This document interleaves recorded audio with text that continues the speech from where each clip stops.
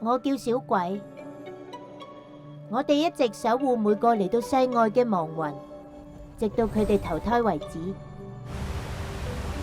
我同我細佬失散咗，你可唔可以幫我搵返佢？細佬？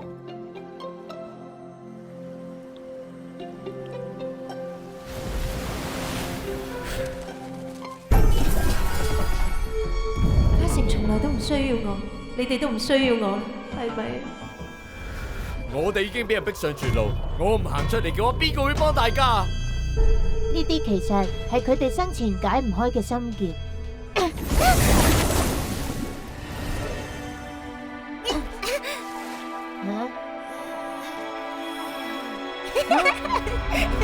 小鬼，你仲未明，咁樣嘅亡魂係唔可以投胎嘅。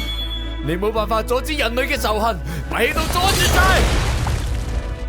我一定可以帶你去下一世，你一定可以見翻你細佬。